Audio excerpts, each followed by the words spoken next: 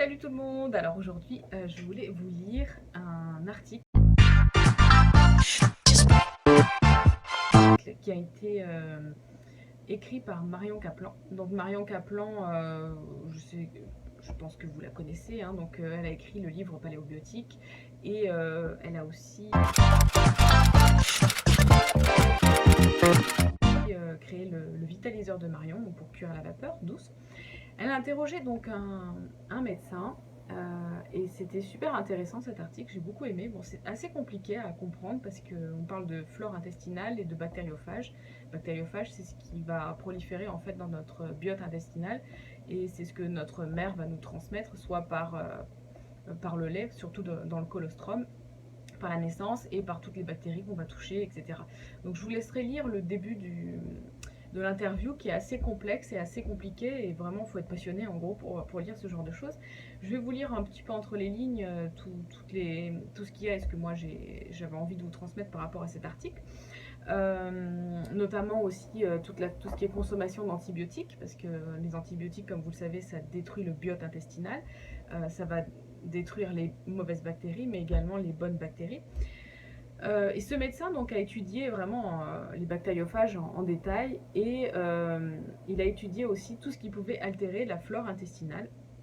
Et donc il y a plusieurs aliments qu'il a répertoriés, donc tout ce qui va être alimentation raffinée, donc ça on le sait, tout ce qui est aliments transformés, tout ce qui est aliments riches en sucre, les céréales, surtout le gluten, bref, toute l'alimentation industrielle. Il y a aussi tout ce qui va être polluants environnementaux, les antibiotiques, les métaux lourds et le stress en général aussi qui peut agir sur le biote intestinal.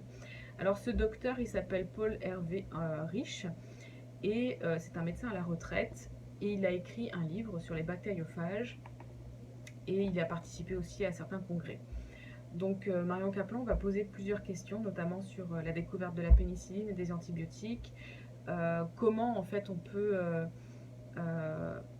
avoir on va dire sa flore bactérienne qui est construite même si on n'a pas été allaité par exemple, et qu'on est né par césarienne. Comment le calcium du lait en fait va stimuler l'acide chlorhydrique aussi de l'estomac, tout ce qui va altérer le développement du bactériophage qui est vraiment très très important. Et donc voilà, il y a plein de petites choses comme ça. Je vous laisserai lire le début. Moi je voulais vous lire en fait à partir de là.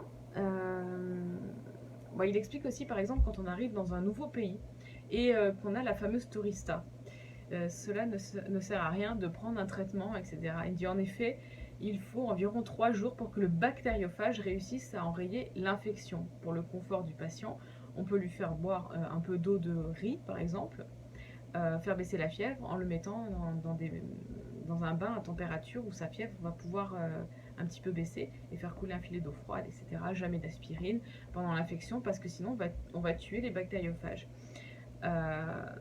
N'oublions pas que l'acidité tue les bactériophages. Alors, quand une personne est malade, pourquoi elle s'infecte? Alors, il y a 3 conditions pour qu'une personne s'infecte. La première condition, c'est le taux de sucre. Le sucre, en effet, favorise tout ce qui va être prolifération bactérienne, qui en même temps va acidifier le milieu et donc tuer le bactériophage. Donc, ce qui peut expliquer certaines réactions et certaines personnes qui vont réagir en fait au sucre.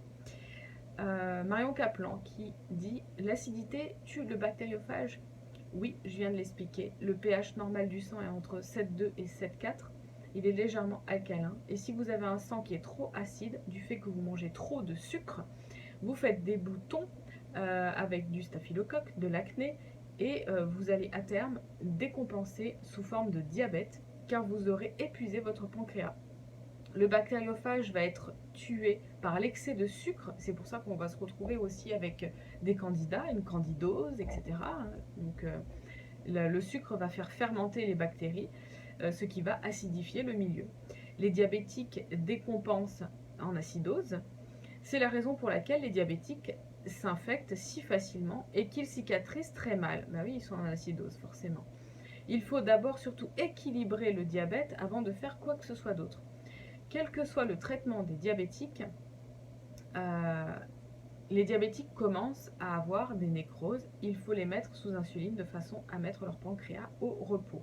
Il faut absolument régler les flèches d'hyperglycémie. Donc vous le savez très bien, quand on mange beaucoup de sucre, on fait toujours hyperglycémie, hypoglycémie, et on va comme ça fatiguer énormément le pancréas. Que je fais un traitement à un malade infecté, je lui dis de boire au moins 1 litre d'eau de Vichy, c'est-à-dire une eau qui est très riche en bicarbonate et qui contribue en fait à alcaliniser le milieu. Il y a des médecins aussi qui préconisent de prendre des gélules de bicarbonate gastro-résistantes et qui peuvent aider aussi à désacidifier, parce qu'on ne peut pas alcaliniser, mais on peut désacidifier. Voilà. Marion Kaplan, mais on m'a toujours dit que l'estomac devait être acide. Oui, et quand tu rajoutes du bicarbonate de soude, tu vas sécréter un peu plus d'acide chlorhydrique pour équilibrer le contenu digestif. Marion Kaplan, c'est donc bon de prendre un peu de bicarbonate de soude. Donc ça c'est ce que je vous disais, de prendre le bicarbonate. Ensuite, comment faire pour avoir une bonne acidité de l'estomac? Un jus de citron au réveil le matin. Utilisez également un peu de choucroute bio, de préférence ou cuite à la vapeur, car il faut avoir une bonne dent pour la mâcher crue sinon. Ensuite, Marion Kaplan demande est-ce qu'on doit prendre des probiotiques? Donc non, ça ne sert pas à grand chose, c'est en général un produit industriel. Je préfère un bon yaourt Cafilus qui apporte des protéines et qui a un pH très particulier puisqu'il a un pH de 8,2. Je m'en suis beaucoup servi pour les personnes sous chimiothérapie. Ça a aidé beaucoup sur le plan intestinal. Je leur disais également de prendre 2 cuillères à soupe de choucroute cuite le matin à jeun. Il suffit de préparer des petites quantités et de les placer sinon au réfrigérateur. La deuxième condition, c'est le terrain acide donc qui va tuer le bactériophage. La malbouffe, donc les céréales, tous les amidons, la viande rouge, l'alcool, le stress, les polluants de toutes sortes, les métaux lourds, tous ces éléments vont contribuer à acidifier l'organisme. Il va donc falloir alcaliniser le terrain, on va dire désacidifier, une fois qu'on a, équilibré le sucre. C'est-à-dire adopter un régime plutôt végétarien, avec beaucoup de légumes, pas de viande rouge, ou vraiment très peu. En revanche, du poisson, des œufs, éventuellement du poulet. Pendant le traitement, on évitera la banane qui est trop riche en sucre et en amidon.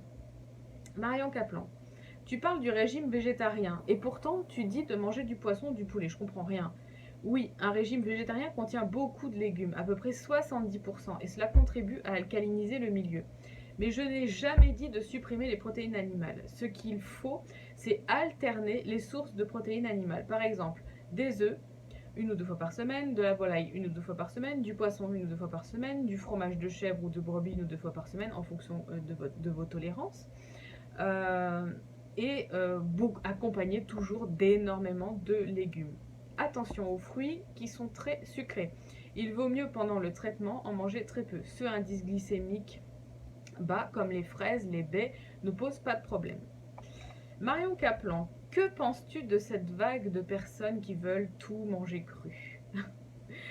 Alors, le docteur, il dit, moi j'en ai fait partie, ça n'a pas de sens. Il y a plusieurs types de progrès qui ont été faits dans l'alimentation humaine depuis la préhistoire. Au départ, l'homme préhistorique mangeait tout cru, mais il avait un certain nombre de maladies, car dans la nature, il n'y a pas que des bactéries amies. Notre planète est dangereuse et il y a de nombreuses bactéries pathogènes. Actuellement, on serait incapable de manger ce que mangeaient nos ancêtres. Ils mangeaient par exemple au Moyen-Âge des oiseaux qui étaient tellement pourris que la tête se détachait toute seule. Ils arrivaient à digérer ça. Aujourd'hui, on en serait incapable, on mourrait de septicémie. Notre intestin s'est fragilisé et il absorbe plus de toxines qu'autrefois. C'est l'évolution de l'espèce. On a diminué notre capacité d'absorption ainsi que le volume de ce que l'on mangeait car c'est davantage raffiné. Certains courants à l'époque de manger les légumes avec un peu de sable, ce qui était courant, ce qui contribuait à renforcer la paroi intestinale. Aujourd'hui, c'est vrai que le sable, on ne peut pas trop le manger. Aujourd'hui, notre paroi intestinale est tellement fine du fait du raffinage intensif de l'alimentation molle et aseptisée que le moindre toxique passe la paroi qui devient perméable et c'est la porte ouverte à l'imprégnation de nombreux toxiques qui vont envahir l'organisme via le flux sanguin. C'est comme si tu avais toujours porter des chaussures et que tout d'un coup, je te demandais de te mettre pieds nus pendant des heures dans un sous-bois bourré de pierres et de branches pointues. Tes pieds seraient ensanglantés. Pour renforcer sa paroi intestinale, il faut donc y aller progressivement en mélangeant des légumes crus et cuits à la vapeur douce, mais surtout en mâchant rigoureusement ces aliments avant de les avaler. Le premier progrès a été donc la cuisson, et l'autre bond en avant qui a libéré aussi le corps humain, ça a été la fermentation. La fermentation des féculents sous forme de levure, la fermentation du lait, avec l'apparition des fromages qui permettaient de conserver les laitages pendant plusieurs périodes, surtout pendant les périodes de famine, et la fermentation des fruits avec l'alcool qui ont amené aussi une amélioration à partir du moment, bien entendu, où on n'en abuse pas. Donc, pas d'excès de cru. La cuisson vapeur est plutôt recommandée. En revanche, les légumes racines sont meilleurs crus. On évitera les mauvaises huiles, les grillades, etc. Voilà. Donc la troisième condition, c'est les antiphages. Donc nous avons abusé des antibiotiques. Les antibiotiques actuels de synthèse, pardon, j'ai presque plus de batterie. Les antibiotiques, contrairement à ce que l'on croit, ne tuent pas les bactéries. Ils les stérilisent. C'est-à-dire qu'ils ont un effet pilule. Quand l'effet pilule est passé, plusieurs mois après, vous aurez de nouveau les infections récidivantes. Donc ça, c'est pendant le traitement, boire encore de l'eau alcaline, etc. etc. Comment trouver les bactériophages en France? Donc, bon, après, elle m'a expliqué d'autres choses. Voilà, c'était surtout pour venir, pour vous parler de ces petits sujets sur le sucre que j'aimais bien. Puis après, j'aime bien aussi quand il parle de la vague du cru et du régime quand même végétarien, c'est-à-dire sans viande rouge, mais de surtout pas supprimer les protéines animales. Voilà. Donc moi, on va dire que j'en reviens un petit peu de tout ça, et je suis assez d'accord sur cet article avec ce médecin. Donc voilà, je voulais juste vous partager ça. Je vous mets en lien l'article complet si vous voulez le lire, parce qu'il est très intéressant. J'aime beaucoup ce que fait Marion Kaplan. Et peut-être, pourquoi pas, vous intéresser à ce charmant monsieur, ce charmant médecin à la retraite, qui aujourd'hui dit certaines choses, peut-être qu'il aurait peut-être pas dû, qu'il aurait peut-être pas dit à une époque, voilà. Et puis, pourquoi pas se procurer son livre, je sais pas, j'ai pas encore regardé son livre, j'ai pas du tout vu à quoi il ressemblait, mais c'était juste pour vous lire ce petit passage, voilà. Ben, je vous fais plein de bisous, et puis je vous dis à très bientôt. Salut!